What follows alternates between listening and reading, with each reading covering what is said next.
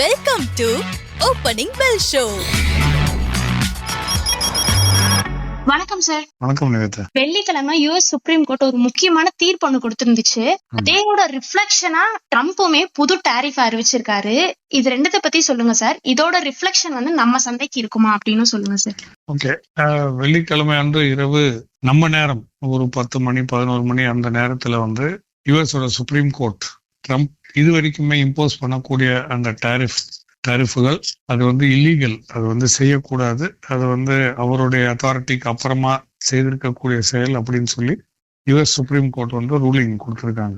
இது ஆல்ரெடி இந்த கேஸ் கொஞ்ச நாளா போயிட்டு இருந்தது. முதல் முறையாக டாரிஃப் அனௌன்ஸ் செய்த டைம்ல இருந்து ஒவ்வொரு தடவையாக இம்போர்ட்டர்ஸும் சரி, நிறைய கம்பெனிஸும் சரி, அங்க இருக்கக்கூடிய ஃபெடரல் கோர்ட்ஸ்ல கேஸ் ஃபைல் பண்ணியிருந்தாங்க அகேன்ஸ்ட் டாரிஃப்ஸ்.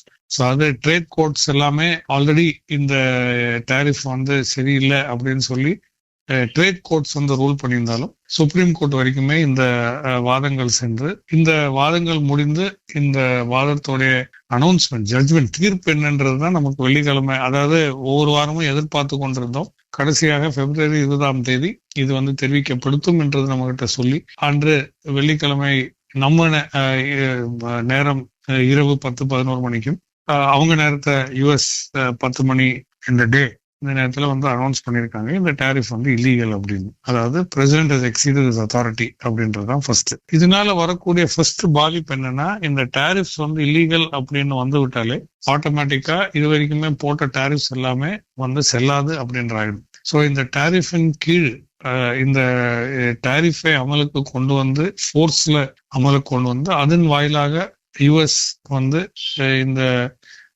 பல பில்லியன் டாலர்கள் குவித்திருக்கக்கூடிய இந்த ஒரு சூழல்ல இது யுஎஸ் ரீஃபண்ட் செய்ய வேண்டும். ஏறக்குறைய ஒரு 170-175 பில்லியன் யுஎஸ் டாலர் அந்த நாட்டுடைய இம்போர்ட்டர்ஸுக்கு மறுபடியும் அவங்க செலுத்த வேண்டும். பிகாஸ் தீஸ் ஆர் இல்லீகலா வரும்போது அந்த வரி பணத்தை மறுபடியும் கட்டினவங்களுக்கு திருப்பி நீங்க செலுத்த வேண்டும் என்பது ஒரு கட்டாயம். பட் அதோடைய ஹியரிங்ஸ் இனிமேல் தான் வரும். But this is the rough estimate. 170 175 billion dollar திருப்பி அவங்களுக்கு செலுத்த வேண்டும். ஸோ இது ரெண்டாவது இம்பாக்ட். ஸோ இதை தெரிஞ்ச உடனே ட்ரம்ப் இந்த சுப்ரீம் கோர்ட் ஜட்ஜஸுக்கு அகேன்ஸ்டா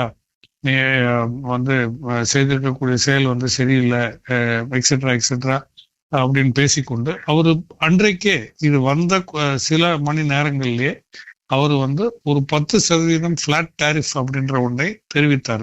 இந்த 10% ஃபிளாட் டாரிஃப் என்பது ட்ரேட் பண்ணக்கூடிய எல்லா நாடுகளுமே, யுஎஸ் மற்ற எல்லா நாடுகளுக்குமே ட்ரேட் பண்ணக்கூடிய டாரிஃப் 10% மாற்றிவிட்டார். அதை தொடர்ந்து ஒரு சில மணி நேரங்கள் கழித்த பிறகு அந்த 10% 15% 15% யூனிவர்சல் டாரிஃபாக மாற்றியிருக்காரு. ஸோ ஆல்ரெடி இது டாரிஃப் இல்லீகல். அந்த டாரிஃப் டிசிஷன் வந்த உடனே 10% ஃபிளாட் ரேட்டை வைத்து அதையும் தொடர்ந்து I think by Saturday early morning அவர் அது 15% யூனிவர்சலா மாற்றி உள்ளதையும் நம்ம தெரிந்திருக்கிறோம். இப்போ இந்த ஃபிளாட் 15% இப்போ டாரிஃப் இல்லீகல்னு சுப்ரீம் கோர்ட் சொன்னா எப்படி இவர் இந்த செக்ஷன், இந்த புதுசாக டாரிஃப் இவர் அமலுக்கு கொண்டு வர போறார் என்பதையும் நம்ம தெரிந்து கொள்ள வேண்டும். முக்கியமாக இது 1974 யுஎஸ் உடைய ட்ரேட் ஆக்ட் 1974 செக்ஷன் 122 அடிப்படையில இது அமலுக்கு கொண்டு வராது. ஸோ இதுல முக்கியமான இந்த செக்ஷன் 122ல என்ன இவங்களுக்கு ஒரு பிரசிடென்ஷியல் பவர் அந்த ட்ரேட் டாரிஃப் மூலமா, அந்த இன்டர்நேஷனல் ட்ரேட் ஆக்ட் மூலமா பிரசிடென்ட்டுக்கு என்ன பவர் கொடுக்குது அப்படின்னா, 150 நாட்களுக்கு இந்த ஸ்பெஷலான டாரிஃபை நீங்க அமலுக்கு கொண்டு வரலாம்.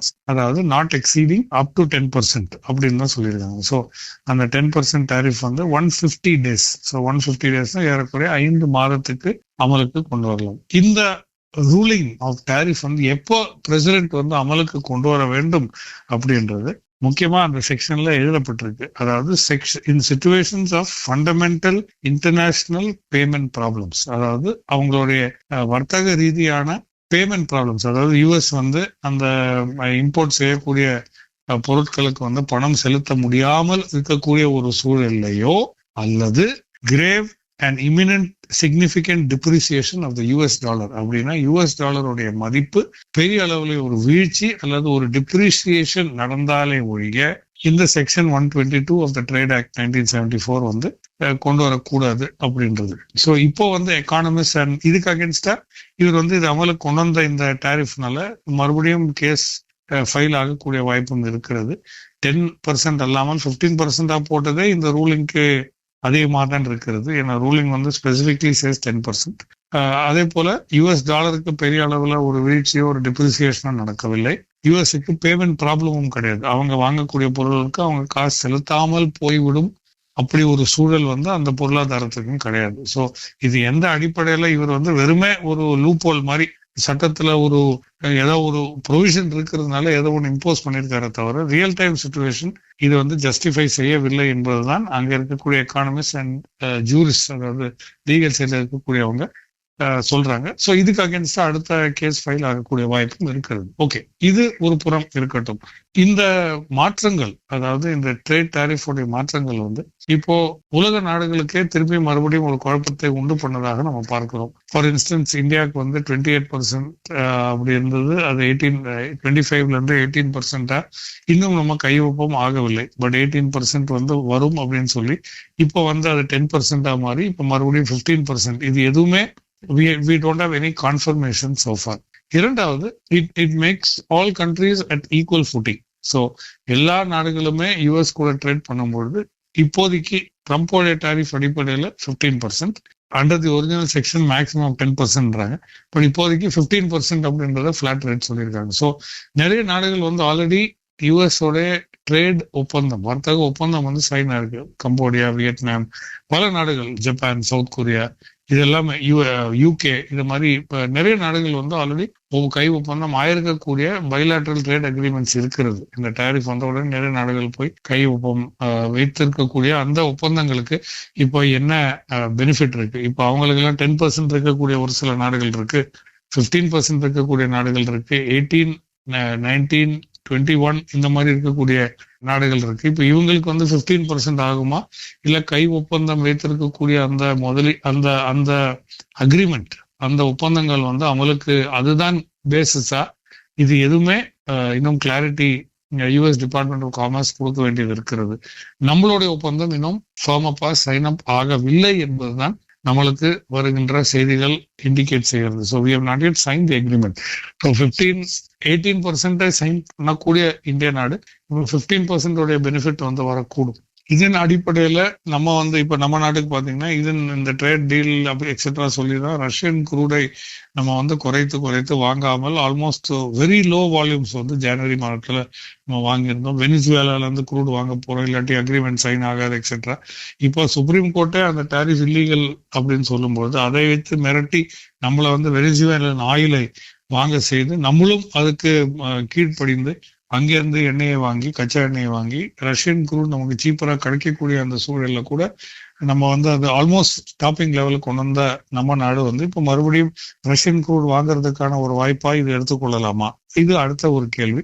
All these are Jio political equations which we have to wait and watch. சரி, இதனால இந்த டாரிஃப் அக்ரிமெண்ட்ஸ் இந்த இன்ஃபர்மேஷன் வந்ததுனால நிறைய நாடுகளுக்கு வந்து ஒரு இன்ஃபேக்ட் யுஎஸ் உடைய அன்றைய தினத்தோடைய ட்ரேட் பிரைஸ் மூவ்மெண்ட்ஸ், ஸ்டாக் மார்க்கெட்ல பிரைஸ் மூவ்மெண்ட்ஸ் பார்த்தா கூட நல்ல ஒரு ஏற்றத்தை சந்தித்த ஒரு சந்தையாக நம்ம பார்த்தோம். இன்ஃபேக்ட் வெள்ளிக்கிழமை அன்று ஹியூஜ் ரேலி இன் யுஎஸ் மார்க்கெட்ஸ் பார்த்தோம். ஆல்மோஸ்ட் 230 புள்ளிகள் உயர்ந்து அன்றைக்கு வர்த்தகம் முடிந்ததே நம்ம பார்த்தோம். ஜாப்பனீஸ் அண்ட் சைனீஸ் மார்க்கெட்ஸ் இன்றைய தினம் ஒரு விடுமுறைக்காக செயல்படாது அப்படின்றதை நம்ம தெரிந்து கொள்ள வேண்டும். ஸோ ஈக்குவலண்டா காஸ்பி, அதாவது கொரியால இருக்கக்கூடிய காஸ்பி பெரிய ஒரு ஏற்றத்தோடு இன்றைய தினம் வர்த்தகம் நடந்து வருகிறதையும் பார்க்கிறோம். ஒரு புதிய உச்சத்தை தொட்டிருக்கிறது. முக்கியமா சாம்சங், அங்க இருக்கக்கூடிய இந்த மாதிரி கொரியன் கம்பெனிஸோட ஏர்னிங்ஸும் மிகவும் பலமாக வந்திருக்கக்கூடிய இந்த சூழல்ல காஸ்பி வந்து ஒரு ஏற்றத்தை சந்தித்திருக்கிறது. ஸோ இதனால் நம்ம சந்தைகளுக்கு எப்படி ஒரு பிரதிபலிப்பு இருக்கும் அப்படின்னா, 25% அதுல இருந்து 18%, அதுல இருந்து 10%ல இருந்து இப்போ 15% மாறி இருந்து எது வந்தாலுமே நமக்கு வந்து இருக்கக்கூடிய சூழலை விட குறைவான டாரிஃப் வந்து நமக்கு நம்ம எக்ஸ்போர்ட்டர்ஸுக்கு அகேன்ஸ்டா இருக்கும் பொழுது I think it definitely benefits those export segments. முக்கியமாக carpets, textiles, gem and jewellery, and related products, auto parts, machine parts, etc., pharmaceuticals to some extent. இந்த மாதிரி இருக்கக்கூடிய products, GeM and leather goods, இதெல்லாமே வந்து ஒரு இன்னும் ஃபேவரபுளாக ஒரு பெனிஃபிட் கிடைக்கக்கூடிய ஒரு சூழல் இருக்கும் பட்சத்தில் டெஃபினட்டா these sectors are likely to do well or slightly bounce back. Plus overall அந்த டிஸ்மேண்ட்லிங் ஆஃப் ட்ரேட் டாரிஃப் அப்படின்றது சந்தைக்கு வந்து ஒரு positive news. So limited upside, ஒரு பவுன்ஸ் வந்து கிடைக்க வாய்ப்புகளும் நமக்கு இருக்கிறது என்பதை I think that should be morally right expectation இல்லையா. டாரிஃப் வந்து ஒரு பனிஷ்மெண்ட், அது வந்து அந்த பனிஷ்மெண்ட் குறையும் பொழுது டெஃபினட்டாக சந்தைகளுக்கு வந்து ஒரு பாசிட்டிவ் அவுட்கமாக அதை ஃபீல் செய்ய வாய்ப்புகள் இருக்கிறது. ஸோ 25% 18% வரப்போகுது என்பது சொன்னதுக்கு நம்ம பிப்ரவரி முதல் வாரத்துல அந்த ஒரு பவுன்ஸ் பார்த்தோம். But inability to sustain. But இப்போ வந்து அந்த நாட்டு சுப்ரீம் கோர்ட்டே வந்து இது சரியில்லை அப்படின்னு சொல்லும் பொழுது டெஃபினட்டாக ஒரு ஸ்மால் பவுன்ஸ் பேக் சந்தைக்கு இருக்கக்கூடிய வாய்ப்பு டெஃபினட்டாக இருக்கிறது. அது எதிர்பார்க்கலாம் அப்படி என்பதையும் it's very normal behavioural expectation. So சந்தையில வந்து அது ஒரு பாசிட்டிவான ஒரு பிரதிபலிப்பு இன்றைக்கு நம்ம சந்தையில இருக்க வாய்ப்புகள் இருக்கிறது. வெள்ளிக்கிழமை FIS and DIS என்ன சார் பண்ணியிருந்தாங்க? Okay, before FIS and DIS நம்ம எக்ஸ்பெக்ட் பண்ணக்கூடிய லெவல்ஸ் நான் சொல்லிடுறேன். ஸோ இன்ஃபேக்ட் நம்ம வந்து வெள்ளிக்கிழமை வந்து 25,379 அப்படின்ற ஒரு லோ டெஸ்ட் செய்ததை நம்ம பார்த்தோம், which is lower than the recent low that we have had. 382 அப்படின்ற லோவை விட குறைவாக இருக்கிறது. That's all right. ஸோ ஒருவேளை இந்த டீலை வந்து ஸ்ட்ரக் ஆஃப் பண்ணி சந்தை வந்து இருக்கக்கூடிய அதே திசையில இன்னும் ஒரு கரெக்டிவ் ஃபேஸாக lower highs and lower lows அப்படின்றத ட்ரேட் ஆகி தொடர்ந்து வரும் பட்சத்தில் we expect lows at 325, 25,325 to 25,300. இது வந்து ஒரு ஸ்ட்ராங்கான பேண்ட்வித்தாக நம்ம எடுத்துக்கொள்ள வேண்டும். சார்ட்ஸ் பிரகாரமும் அதுதான் ஒரு கீ சப்போர்ட்டாக இருக்கும். அதை தாண்டி குறைவாக சந்தை ஒரு வீழ்ச்சியை சந்தித்தால் 25,175 வரை செல்லக்கூடிய வாய்ப்பு சந்தைக்கு இருக்கிறது. ஸோ கவனமாக இருங்கள். The defending of the 25,300 band is very very important. Resistance சைட்ல நம்ம பார்க்க போமானால் 25,680, 25,725, 770, அதே போல 25,825, 880 and after that 25,950. இது வந்து ஸ்டெப் பை ஸ்டெப்பா ரெசிஸ்டன்சஸ் நமக்கு முக்கியமாக இருக்கிறது. அந்த 26,000 புள்ளிகள் தாண்டி சந்தை க்ளோஸ் செய்யும் பட்சத்தில் மட்டுமே நம்மளுடைய தொடர்ச்சி அந்த டைரக்ஷன்ல இருக்கும் அப்படின்றத உறுதிப்படுத்தும் வகையில் நம்ம பேச முடியும். அது வரைக்குமே ஒரு ரேஞ்ச் கன்சாலிடேஷன்ல தான் சந்தை இருக்க போகுது என்பதையும் எதிர்பார்த்து கொள்ள வேண்டும். ஸோ இந்த டாரிஃப் வந்து இல்லீகல் அப்படின்ற சுப்ரீம் கோர்ட் சொன்னதையும் இந்த சில பாசிட்டிவ் பிரீதர் அண்ட் அவுட்கம்ஸ் சந்தைக்கு இருக்கும் பட்சத்தில் இந்த ரேலி அவ்வளவு தூரம் செல்லுமா என்றது நம்ம வெயிட் பண்ணி பார்க்க வேண்டும். FIDIS பத்தி நீங்க கேட்டீங்க. இன்ஃபேக்ட் வெள்ளிக்கிழமை வந்து FIS வந்து 934 கோடிக்கான நெட் செல்லரா இருந்தாங்க. அதே சமயத்துல DIS வந்து கொஞ்சம் பெட்டராக அட்லீஸ்ட் ஒரு டீசென்ட் லெவல் ஆஃப் பைங் வெள்ளிக்கிழமை என்று நடந்திருக்கிறது, which amounted to 2,637 கோடிக்கான net buyer, which is a much more healthier number than the numbers that it has been doing over the last 4-5 days. 187 கோடி, 400 கோடி, மறுபடியும் 500 கோடி செல்லர், அதெல்லாம் முடிந்த பிறகு எல்லாம் இந்த 3 digit நம்பர்ஸ்ல இருந்த பிறகு I think after long time FIS வந்து 2,637 கோடிக்கான நெட் பயர், அது ஒரு ரெஸ்பெக்டபிள் நம்பராக நமக்கு தெரிகிறது. DIS வந்து 934 crores-க்கான நெட் செல்லர்ஸா தான் வெள்ளிக்கிழமை என்று இருந்தாங்க. ஸோ அவங்க வந்து தொடர்ச்சியாக net seller, I think back to their pattern, and DIS வந்து நெட் பயர். ஸோ இந்த மாதத்துக்கான டேட்டா நிவேத்தை நம்ம பார்க்க போகுமானால் இன்றைக்கு 23ஆம் தேதி. ஸோ இந்த பிப்ரவரி மாதத்துல இருக்கக்கூடிய டேட்டா பார்க்க போனால் FIS வந்து பிப்ரவரி மாதத்துல 2,011 கோடிக்கான நெட் செல்லர் அப்படின்ற கணக்கும், DIS வந்து 14,000 கோடிக்கான நெட் பையருக்குமாக செயல்பட்டு which is a very low number. Usually இதோடைய முன்பதான மாதங்கள்ல நீங்க எடுத்து பார்த்தீங்கன்னா, ஹிஸ்டாரிக்கல் டேட்டா எடுத்து பார்த்தீங்கன்னா DIS வந்து ஆவரேஜா 60 crores, 70 crores, 55 crores அப்படின்றது ஒரு மாதத்தோடைய டோட்டல் பை தொகையாக மாறும். இது வந்து இந்த மாதம் வந்து வெறும் 14,000 கோடி மட்டுமே, இன்னும் 5 நாட்கள் மட்டுமே இருக்கக்கூடிய இந்த சூழல்ல அந்த லெவல் ஆஃப் பையிங் வந்து வருமா அப்படின்றது, பழைய இதுக்கு முன்பதான இருக்கக்கூடிய மாதங்கள்ல இருக்கக்கூடிய பைஸ் எட்டுமா என்பதே சந்தேகமாக தான் இருக்கிறது. So they have reduce their buying through the month of February அப்படின்றதை நம்ம தெரிந்து கொள்ள வேண்டும். வெள்ளிக்கிழமை தான் சார் டாரிஃப் ஜட்மெண்ட் வந்திருந்தது நீங்க சொல்லியிருந்தீங்க.